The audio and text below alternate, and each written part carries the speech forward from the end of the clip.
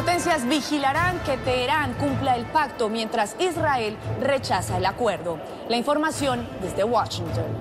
RCN se encuentra en Irán en un día considerado histórico por la firma de un acuerdo sobre su programa nuclear. Quiero celebrar el acuerdo entre Irán y Estados Unidos sobre el tema nuclear. El presidente Santos se une a voces que celebran acuerdo entre Irán y las potencias de Occidente. Plazo de 4 meses a diálogo de La Habana no es ultimátum a las FARC, dice el ministro de Interior de Colombia, Juan Fernando Cristo. En fotográfico, videos y sonidos quedó registrado seguimiento de inteligencia contra sindicados de atentados con explosivos en Bogotá. Exclusivo RCN. En México, mientras continúa la búsqueda del Chapo Guzmán por cielo, mar y tierra, el Congreso ha mandado a llamar a los responsables políticos. El secretario de Gobernación tendrá que comparecer ante el Congreso y decir cómo es que se le escapó. Este es sin duda un día histórico. Noticias RCN con Juan Eduardo Jaramillo.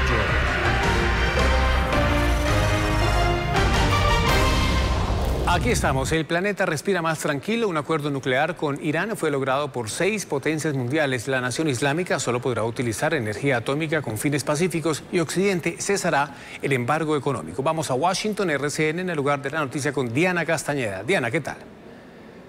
Hola, buenas tardes. Los saludo desde el Congreso de los Estados Unidos, en donde han aumentado los cuestionamientos frente a este acuerdo histórico que anunció el presidente de los Estados Unidos, Barack Obama, muy temprano en la mañana y que pretende ponerle límites a las prácticas nucleares de Irán. Este acuerdo histórico, que fue alcanzado también con las 6 potencias mundiales, ahora tendrá que pasar por la revisión de las 2 cámaras del legislativo, que son de mayoría republicana.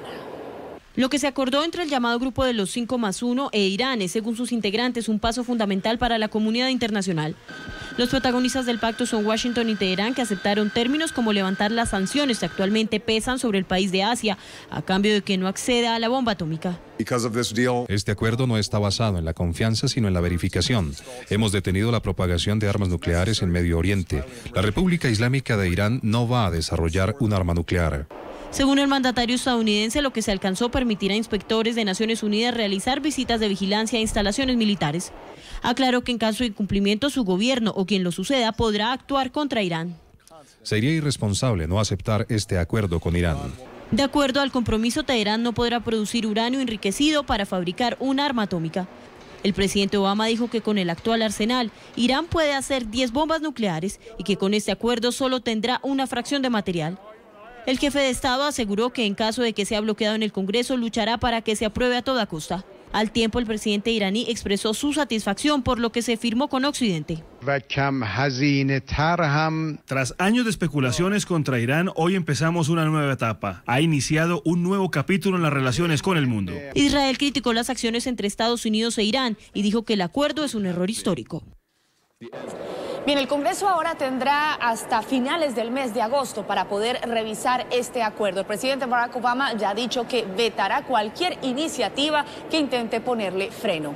Esta es la información que por el momento se genera desde el Congreso en Washington. Vuelvo a nuestro centro de noticias, RCN. Diana, gracias en Washington. Buenas tardes. También estamos en Irán, en las calles de Teherán. Los ciudadanos celebraron la decisión que pone fin a décadas de bloqueo económico. Este es un informe de nuestra corresponsal permanente en Teherán, Catalina Gómez Ángel. Casi 2 años han tenido que esperar los iraníes para conocer si las negociaciones sobre el programa nuclear darían como resultado final un acuerdo que tendrá como consecuencia la mejora de su vida. Por eso esta mañana no perdían de vista los anuncios en Viena, donde el ministro de Exteriores, Mohammad Javad Zarif, era claro. Puede que no sea perfecto, pero es el mejor acuerdo que se pudo obtener. Estamos muy felices que las sanciones se hayan levantado. Ojalá que la situación en el país mejore. Mientras las discusiones en la plenaria tocaban el asunto nuclear, integrantes de la Comisión de Exteriores como Abbas Mansouri aseguraba que el Parlamento será el encargado de aprobar finalmente el acuerdo. Después de que el Consejo de Seguridad Nacional lo estudie, el gobierno nos lo pasará para estudiarlo y darle nuestra aprobación de acuerdo con nuestras líneas rojas. Y es que mientras la población empieza a preparar una celebración que ha esperado por años, el presidente Hassan Rouhani ha dejado claro que no dejará que nadie arruine la esperanza. Este ha sido un informe de Catalina Gómez Ángel para RCN desde Teherán. Catalina, el presidente Santos celebró el acuerdo nuclear con Irán. Expertos consideran que incluso se evita una guerra nuclear. Según expertos internacionalistas, el acuerdo en términos simples se puede traducir como una ecuación matemática que evita a la postre una confrontación nuclear. Al 20% producimos la energía civil que le va a permitir a Irán tener un desarrollo energético nuclear normal para sus ciudades, para sus actividades económicas. Para varios líderes en el mundo es un triunfo de la diplomacia. A esas voces se sumó el presidente de Colombia, Juan Manuel Santos. Yo quiero celebrar el acuerdo entre Irán y Estados Unidos sobre el tema nuclear y felicitar al presidente Obama y al secretario Kerry por su valentía de tomar este paso.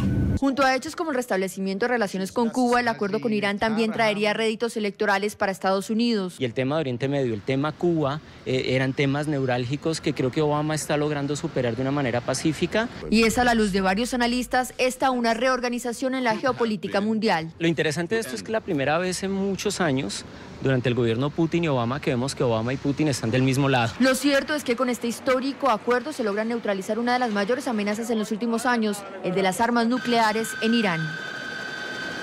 Y volvemos a Washington con otra noticia. El ministro del Interior, Juan Fernando Cristo, aseguró que el plazo de 4 meses acordado con las FARC en Cuba para evaluar el avance de los diálogos de paz no es un ultimátum, sino una fórmula para evitar la prolongación del proceso. RCN en el lugar de la noticia con Marta Lucía Ávila. Marta, en Washington, ¿qué tal? El ministro del Interior dejó claro en Washington que no habrá impunidad en el proceso de paz con las FARC y que Colombia está comprometida con Estados Unidos en entregar pronto una estrategia para evitar el incremento de los cultivos ilícitos en el país. Esta es, según el ministro del Interior, la tarea de las FARC en los 4 meses de plazo que les fijó el presidente Santos. Acelerar la negociación en La Habana, desescalar el conflicto en Colombia, no atentar contra la población civil en Colombia. Así define el desescalamiento del conflicto.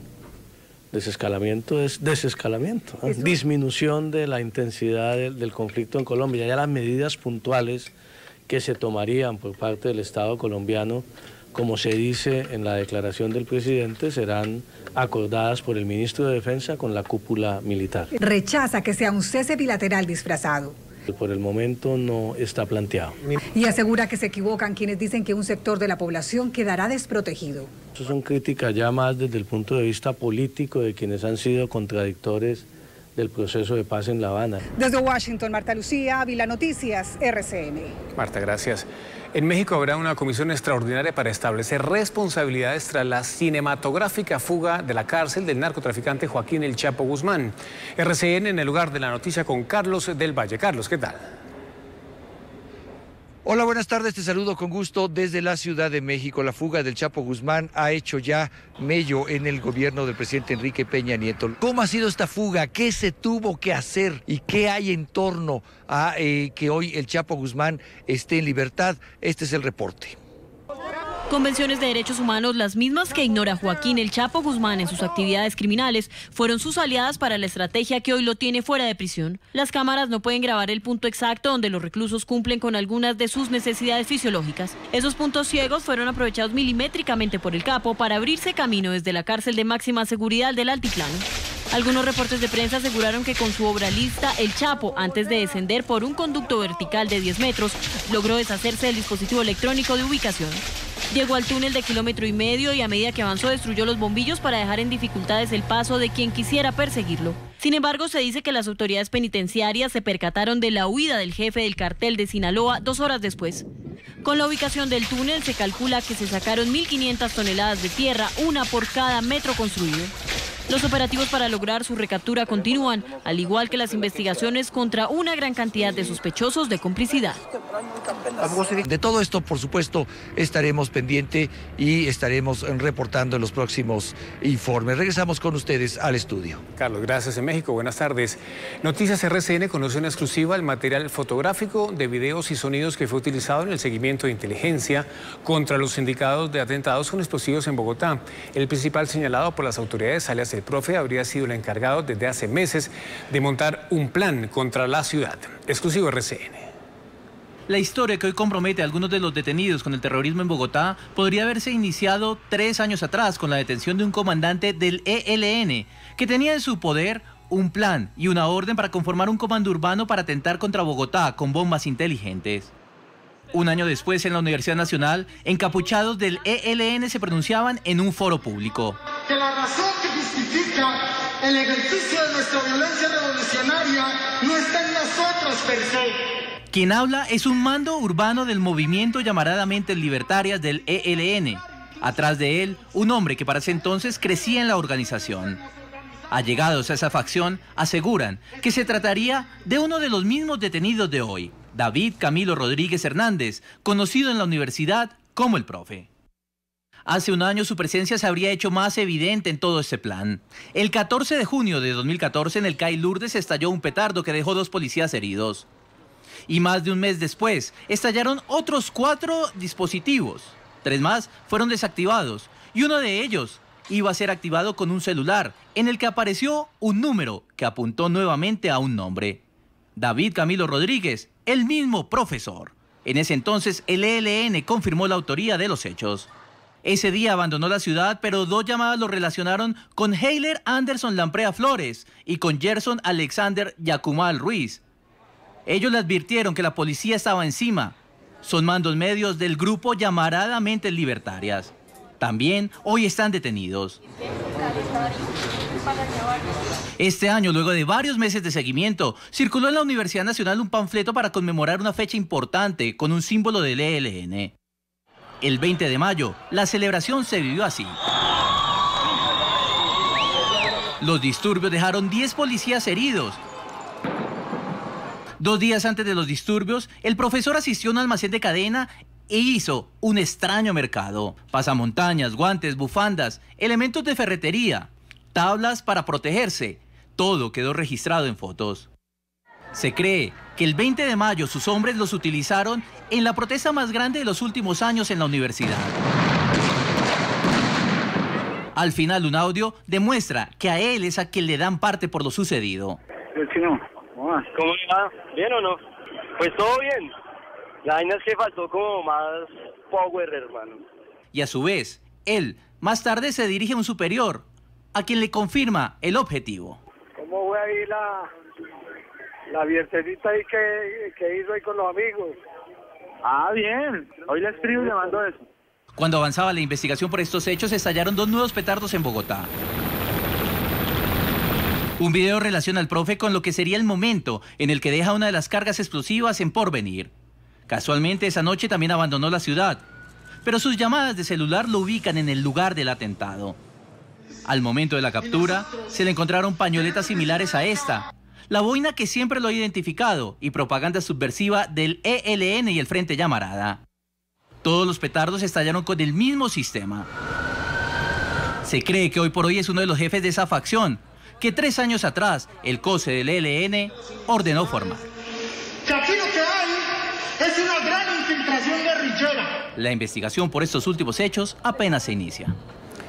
Pues durante el desarrollo de la audiencia por los atentados en Bogotá habló David Camilo Rodríguez, alias el Profe, señalado por la policía y la fiscalía como el presunto autor de esos hechos. Negó que hubiera estado en la calle 72, uno de los lugares de las explosiones. Se están presentando unas imágenes de los atentados a Porvenir, donde aparece una foto de un video donde dicen que soy yo, el cual no soy yo, eso que quede claro.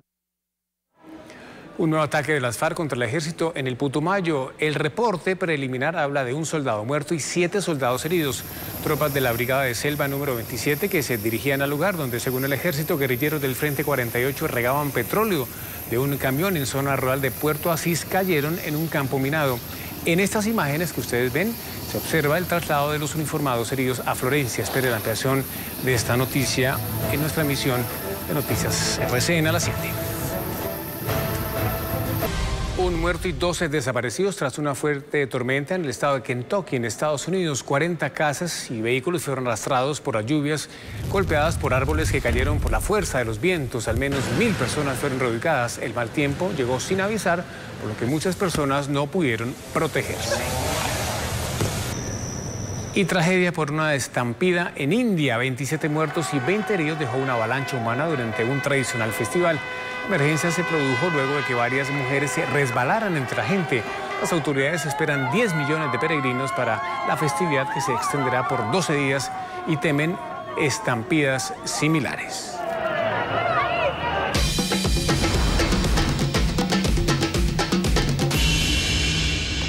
Colombia llegó a 12 medallas de oro en los Panamericanos. La pesista Lady Solís logró una de las mejores marcas técnicas de los Juegos al batir 3 registros continentales en la categoría de los 69 kilogramos. La deportista logró 111 kilogramos en arranque, 145 kilogramos en 2 tiempos para sumar un total de 256 kilogramos que le dieron la presea dorada a Colombia. Es el 7º título que alcanza nuestro país en este deporte. En la gimnasia artística, Yosimar Calvo validó su título mundial en el caballo con arzones. El colombiano dominó la prueba y tan solo el estadounidense Marvin Kimball lo igualó con 15.025. Mejor, el bronce correspondió al mexicano Daniel Corral. En este deporte, los cafeteros suman una presea dorada y 2 terceros lugares. Estados Unidos dominó las competencias con 10 oros.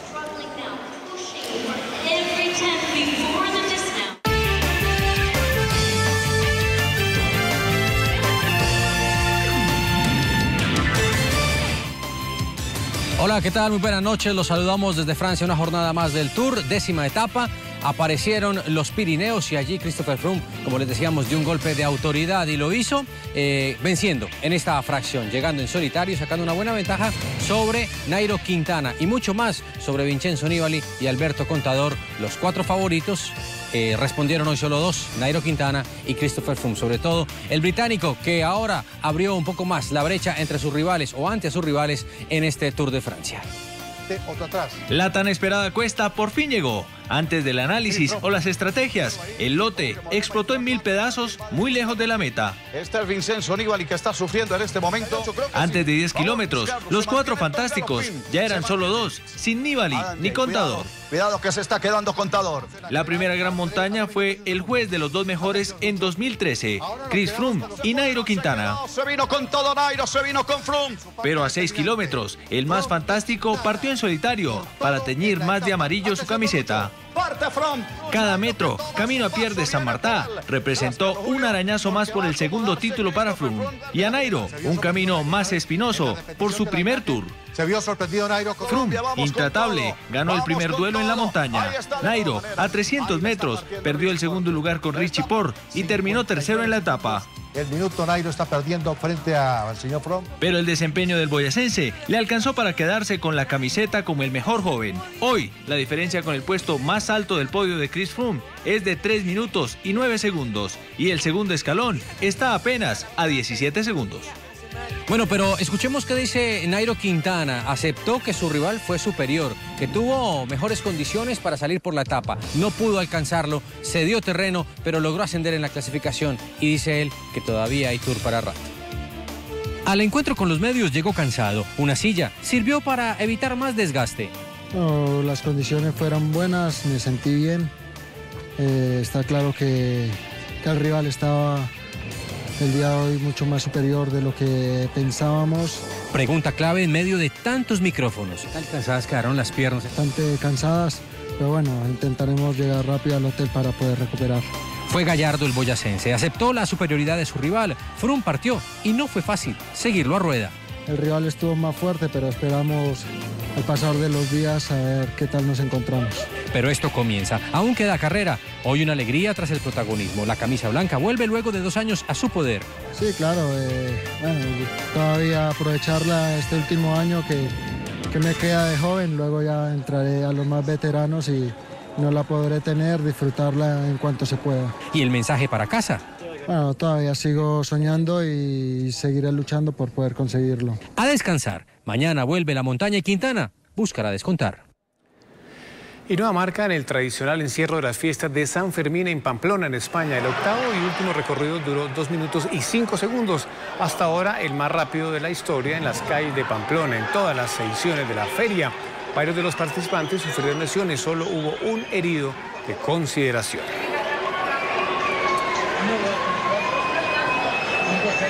Los turistas están entre los más afectados por la intensa ola de calor que se vive en España. Las temperaturas sobrepasan los 40 grados centígrados en algunas zonas de Madrid.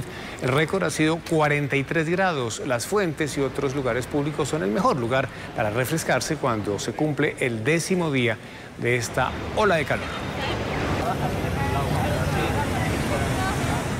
Histórica misión espacial, la nave Nuevos Horizontes logró llegar hasta el planeta Plutón, el último del sistema solar, y captó espectaculares imágenes. RCN en el lugar de la noticia con Luis Quevedo, editor del programa CST de NTN24. Luis, en Nueva York, ¿qué tal? Muy buenas tardes.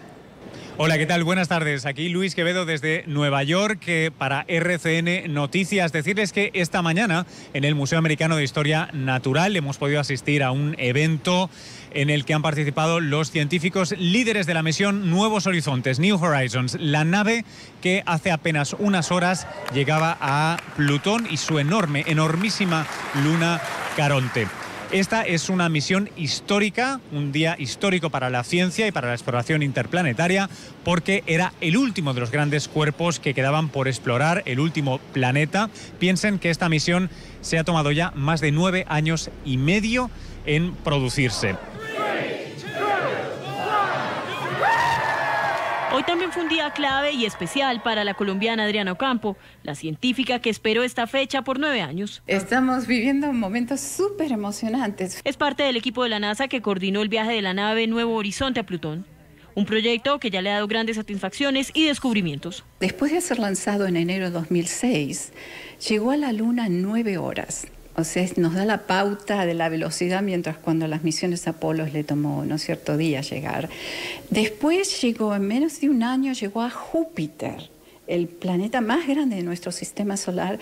Es un gran esfuerzo que, además del capital humano, representa una gran inversión en ciencia que dejará grandes aportes en la Agencia Espacial Estadounidense. La jornada dejó para ella, sus colegas y la humanidad una linda imagen, la de la forma de un corazón que se ve en la superficie de Plutón. Ya lo han visto y recuerden que durante las próximas horas y días van a seguir llegando nuevas imágenes, se van a desvelar nuevos misterios, así que no dejen de sintonizarnos aquí en RCN Noticias, se lo vamos a estar contando. Luis Quevedo desde Nueva York, un saludo. Un saludo, gracias Luis en Nueva York, buenas noches. Nos vamos, hasta aquí la emisión central de Noticias RCN por nuestra tele. Una feliz noche para todos, un abrazo. Muchas gracias.